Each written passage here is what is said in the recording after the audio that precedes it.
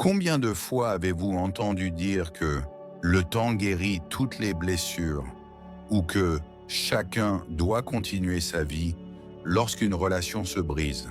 Le bon sens nous pousse souvent à abandonner les relations compliquées et à fuir la douleur.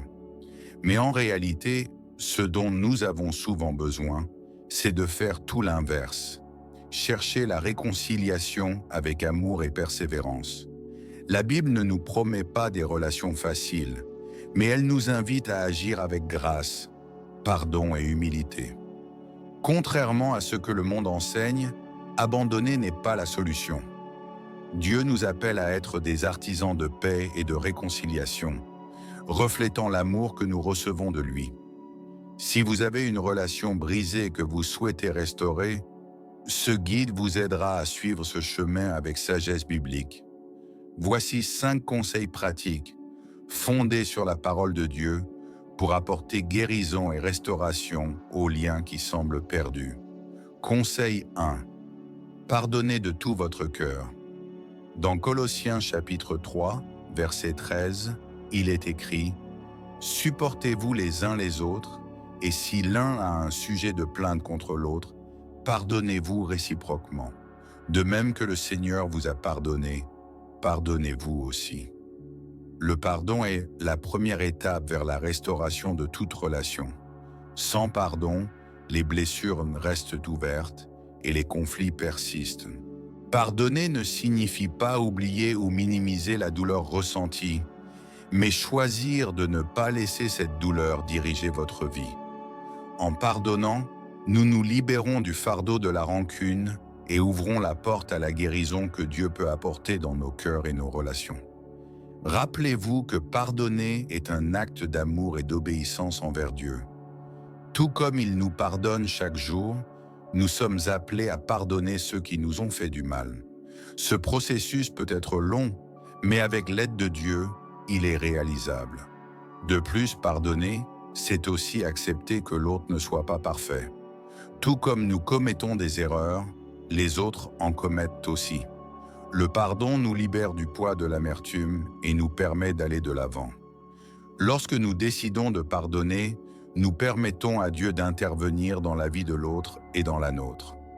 La réconciliation complète survient souvent lorsque les deux parties ont été transformées, et le pardon est le point de départ de cette transformation. Pardonner ne veut pas dire reprendre la relation comme si rien ne s'était passé, mais être prêt à reconstruire avec la sagesse et la direction de Dieu. Le pardon n'est pas une faiblesse, mais une démonstration de force et de maturité spirituelle. Priez pour que Dieu vous donne la force de pardonner. Même si vous ne vous sentez pas prêt immédiatement, présentez ce désir au Seigneur et il vous guidera sur ce chemin. Enfin, souvenez-vous que pardonner est un acte de foi. C'est faire confiance à Dieu, croire qu'en pardonnant, vous ouvrez la voie à la guérison et à la restauration. Conseil 2. Soyez humble et reconnaissez vos torts. Dans Jacques chapitre 4, verset 10, il est écrit « Humiliez-vous devant le Seigneur et il vous élèvera. » Bien souvent, les relations se brisent parce qu'aucune des deux parties n'est prête à admettre ses erreurs. L'humilité est essentielle pour initier le processus de réconciliation. Reconnaître ses torts ne signifie pas être faible, mais bien assez fort pour rechercher la paix. Lorsque nous approchons l'autre avec un cœur humble, nous montrons que nous sommes disposés à faire notre part pour réparer la relation. Présentez des excuses sincères, sans chercher à justifier vos actes. Une simple phrase comme « J'ai eu tort, pardonne-moi » peut être le début d'une grande transformation. Dieu honore ceux qui s'humilient et recherchent la paix. Faire preuve d'humilité, c'est aussi être prêt à écouter. Lors d'un conflit, nous avons souvent tendance à vouloir défendre notre point de vue au lieu d'essayer de comprendre l'autre. L'humilité nous permet d'écouter avec empathie et d'ouvrir la voie au dialogue. Lorsque nous reconnaissons nos erreurs, nous désarmons l'autre. Personne ne s'attend à ce que nous admettions nos fautes, et cela peut créer un environnement propice à la réconciliation. L'humilité nous protège également de l'orgueil, qui est un grand obstacle aux relations. L'orgueil nous pousse à vouloir gagner la dispute, tandis que l'humilité nous pousse à vouloir gagner la paix. Souvenez-vous que Jésus est le plus grand exemple d'humilité. Lui, étant Dieu, s'est abaissé pour nous sauver. En suivant son exemple, nous acquérons la sagesse nécessaire pour agir avec amour et patience dans nos relations.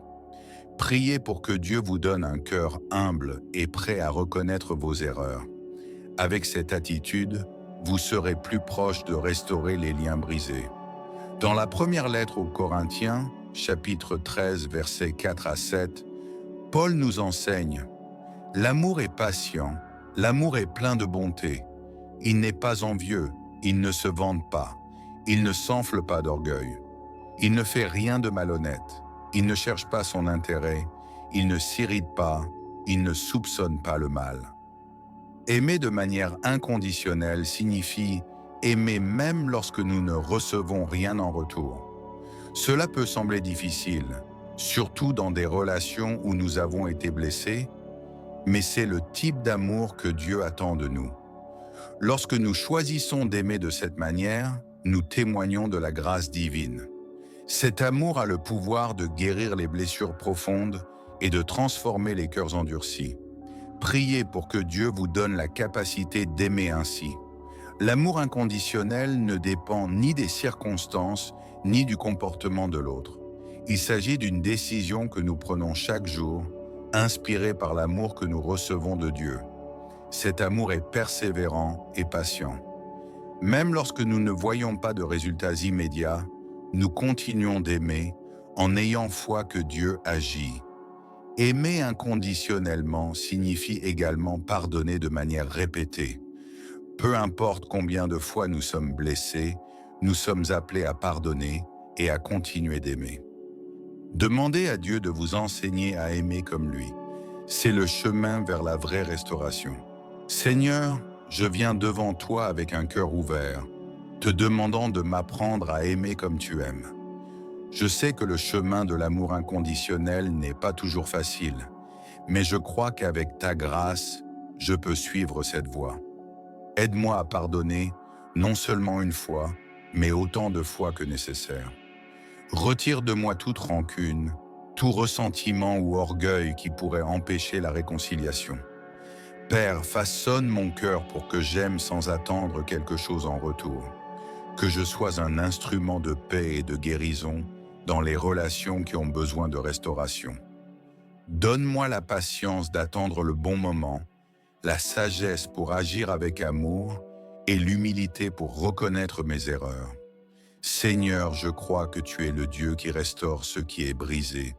Je te présente toutes mes relations et je mets ma confiance en toi pour qu'avec ton intervention, elles soient renouvelées. Fortifie ma foi, afin que je ne renonce jamais à chercher la réconciliation et que je reflète toujours ton amour à travers mes actions. Seigneur, je viens devant toi avec un cœur ouvert, te demandant de m'apprendre à aimer comme tu aimes. Je sais que le chemin de l'amour inconditionnel n'est pas toujours facile, mais je crois qu'avec ta grâce, je peux suivre cette voie. Aide-moi à pardonner, non seulement une fois, mais autant de fois que nécessaire. Retire de moi toute rancune, tout ressentiment ou orgueil qui pourrait empêcher la réconciliation. Père, façonne mon cœur pour que j'aime sans attendre quelque chose en retour. Que je sois un instrument de paix et de guérison dans les relations qui ont besoin de restauration. Donne-moi la patience d'attendre le bon moment, la sagesse pour agir avec amour et l'humilité pour reconnaître mes erreurs. Seigneur, je crois que tu es le Dieu qui restaure ce qui est brisé. Je te présente toutes mes relations et je mets ma confiance en toi pour qu'avec ton intervention, elles soient renouvelées. Fortifie ma foi, afin que je ne renonce jamais à chercher la réconciliation et que je reflète toujours ton amour à travers mes actions.